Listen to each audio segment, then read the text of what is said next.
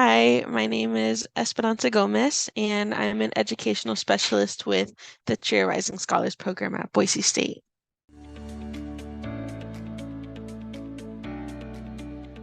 We are a federally funded program.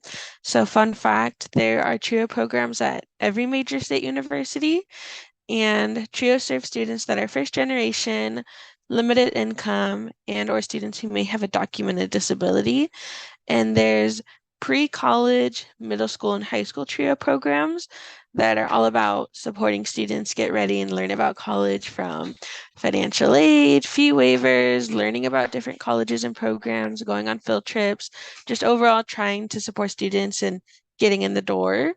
And then I work with current college TRIO programs. And so they're usually called SSS, or Student Support Services. And so I am an educational specialist or a TRIO advisor. And so I always tell students that I'm their hype person, their cheerleader. I'm someone there to walk alongside them as they need to navigate any challenges or pursue opportunities, and just try to provide holistic support. And at Boise State, we actually have 6 college TRIO programs. And so they're either major or identity specific. And so I'm with Trio Rising Scholars. So we serve students that major in humanities, social science, and business. We have Trio STEM Scholars, which is for STEM majors, Trio Teacher Preparation, which is for education majors, and then we have TRIO ACES, and the ACES acronym is for Academic Coaching and Education Support. And that's a program for students that identify with having a documented disability. And then we have TRIO Veterans Student Support Services for our veteran students. And then lastly, we have the TRIO McNair program, which is a graduate school preparation program. So they serve TRIO and they serve underrepresented students, just kind of prepare and become qualified candidates for graduate programs. So yeah, we're able to serve a lot more students at Boise State.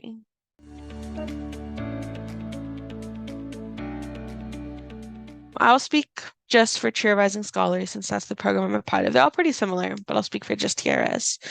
And so I'll talk about our services we provide, and then I'll talk about our cohort class a little bit. So within TRIO, we provide free tutoring for all 100, 200 level classes.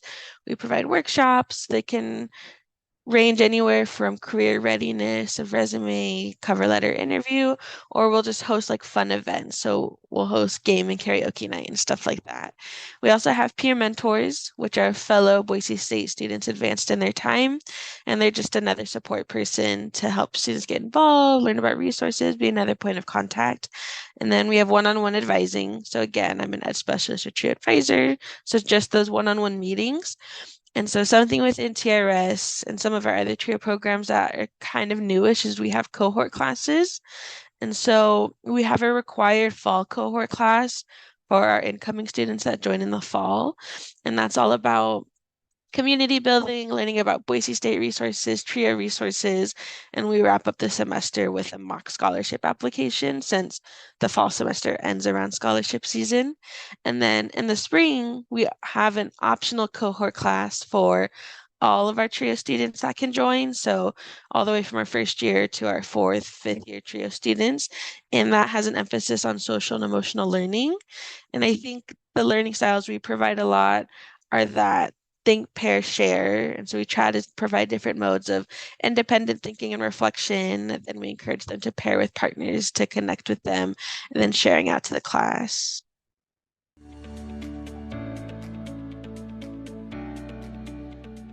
I'm going to go ahead and talk about specifically the spring 2023 cohort class we just offered.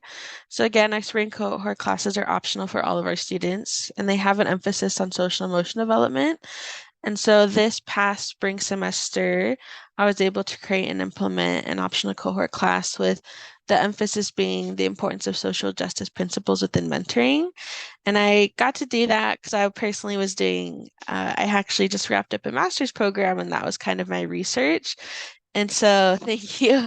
And so I implemented the cohort class. And so the main point topic was social justice within mentoring. And to get students ready for those in-depth conversations, I created a curriculum that scaffolded in topics. And so we started the semester talking and learning about emotional intelligence. Then we talked about leadership development, then mentoring, social justice, and we wrapped up the semester with how to be a catalyst for change. And so the culminating project was students creating a call to action for themselves and others. And the whole goal of that was for students to take everything that they have learned beyond the classroom. So that wasn't just like a one and done semester thing. And I think the most successful practice in the class was the peer-to-peer interaction. I think all of the group activities and homework assignments really fostered a space for students to share parts of themselves, develop trust, and then overall develop like sense of community. And that really empowered students to participate in conversations, be vulnerable, like be challenged. And I think it was really powerful of that reciprocity, validation, curiosity. I think that like really fostered a very productive space for learning and growth within and outside of the classroom.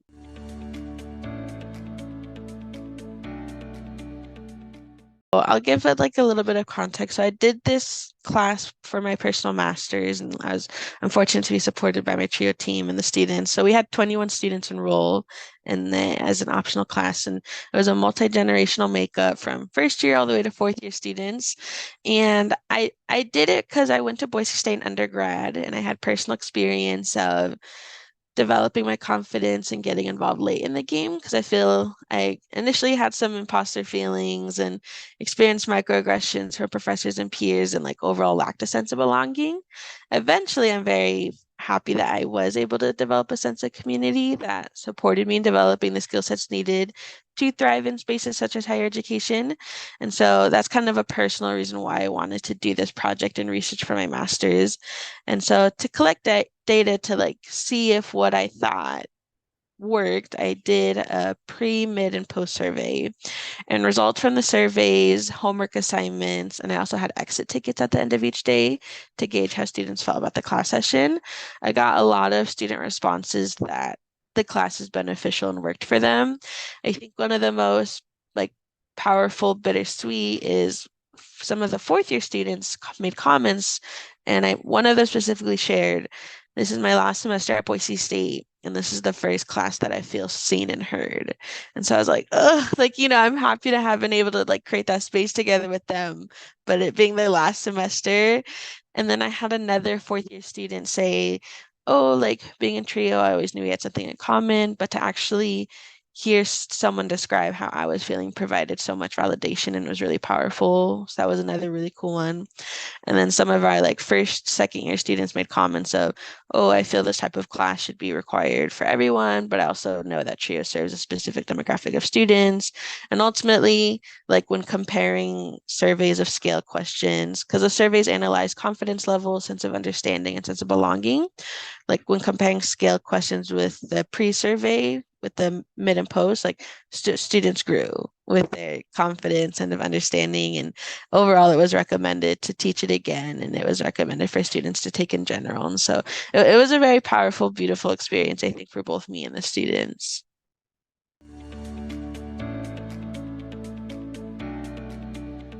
I'll answer that in like two questions. So I'll start with how can faculty and folks on campus support students getting connected with TRIO.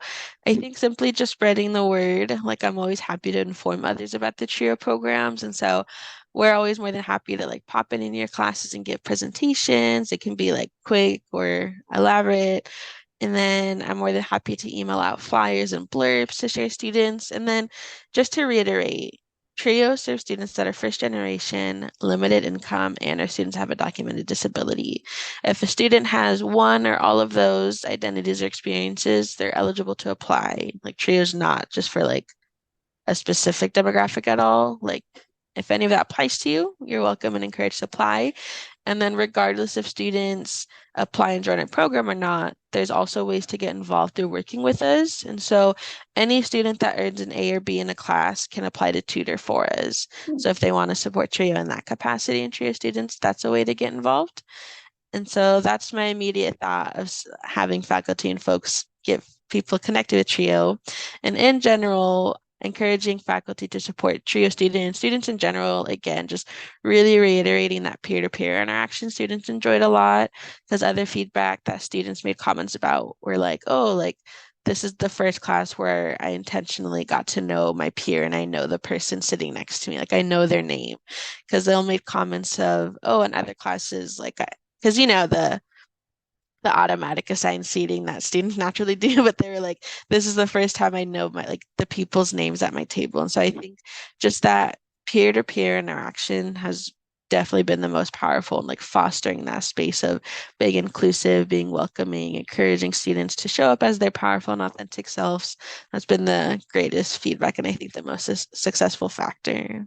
I'm more than happy to like connect with folks, to support them in applying this type of content practices within their own spaces, within students and teams they're a part of.